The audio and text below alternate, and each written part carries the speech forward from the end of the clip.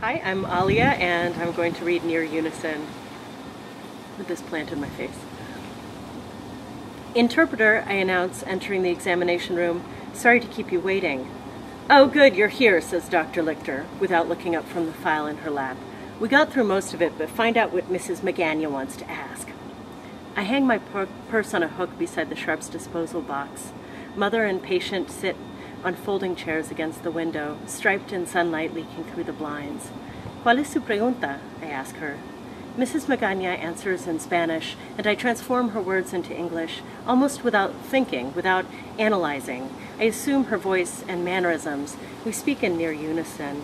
We say, I'm worried about Pablo because his thing seems too big. My other son didn't look like this at his age. Dr. Lichter looks up from her notes, her wispy eyebrows raised. His penis, it's enormous. Mrs. Magana holds her hands about a foot apart and widens her eyes at the space between them. Her curvaceous lips twitch like Marilyn Monroe's. The boy of the gigantic phallus sits with his head and shoulders folded toward his mother, as though hoping to slide back into her body through a secret entrance at her armpit. His thick black lashes flutter like moth wings. Craggy vertebrae tint his baby blue t-shirt. He is severely disabled, physically and perhaps developmentally. Unless Dr. Lichter speaks the name of his malady, I won't know it. As an interpreter, I don't ask questions. My function is to facilitate conversation without influencing it. I am a machine. Could it keep growing? Mrs. Magana asked quietly. I've never seen one this big, not even on a man. The boy rocks in his chair, slowly, on a secret ocean. He draws his knees apart. I imagine the outrageous member flattened under his jeans, notched and deflated like a day-old balloon animal. How can this fragile boy carry around a John Holmes cock? Dr. Lichter's eyes are a blue so light I can see right through them into her brain. Inside, she's laughing.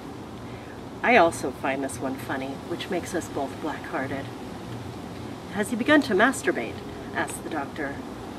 ¿Ha empezado a masturbarse? A shadow? I have found stains. Stains? In his pants and also on the floor. The doctor makes notes on her chart. I flash to the day I found a porn mag in my own son's algebra binder, how the realization that I wouldn't always be the most important woman in his life felt like a sucker punch. Pablo is 10? Asked Dr. Lichter. He'll be 11 next week, won't you, my heart? She peers at him solicitously and kisses his forehead. The lipstick stains him. She smudges it with her thumb, leaving a pinkish mark, like a scrape, above his eyebrow. High school is my son's problem. He's 16. He won't let me touch his hair anymore, much less his face. He padlocks his room when he goes out. Naturally, I have no idea about his penis size. If it were extraordinary, like Pablo Magana's, I'd be happy for him. It would be a boon in his life, a source of pride for him, and a joy to his lover. I don't even know if my son has a girlfriend. He doesn't tell me those things. We did a scan last time you were here, says Dr. Lichter, and Pablo's endocrine levels are those of a 15 to 16-year-old. He must have entered puberty very early, at about 8. Is that normal? Mrs. Magana, your son's brain is not normal. The mother stiffens, as if someone she doesn't like has entered the room.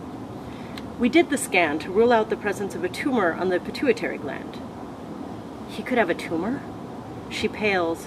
In the vast sea of future possibilities, Pablo is yanked away in a cancerous riptide. She is left bobbing alone on the surface with thousands of little pills and a back brace, surreal medical bills, a half-pack of adult diapers, and a clunky orthopedic shoe. Since his endocrine levels are high, we had to rule it out. We did not find a tumor. So the test was normal. No, Dr. Lichter answers sharply, not normal.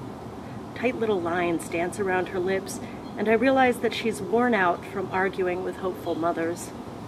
But we did not find a tumor. Mrs. Magana relaxes into a radiant smile, all dimples. Oh, good. Oh, thank you, doctor. The puberty phase should close within a year or two. His penis probably won't grow much more. Did you hear that, my heart? Says Mrs. Magana. She touches his arm, she strokes his back. Pablo lifts his bushy eyebrows and moans. He needs her endlessly, will stay beside her endlessly. She kisses him, licks her thumb, and smears the lipstick. I touched my son for an instant this morning, contact stolen before I woke the beast to get him off to school. He lay on his side, and I placed my fingers on his broad back just to assure myself of its warmth. He's a big boy, a little doughy, but not fat. He won't grow much taller. I noticed a small round welt on his forearm. It might be a cigarette burn. My son brings home bruises from football games and hangovers from parties I can't keep him away from. His nose was broken by someone I have never met.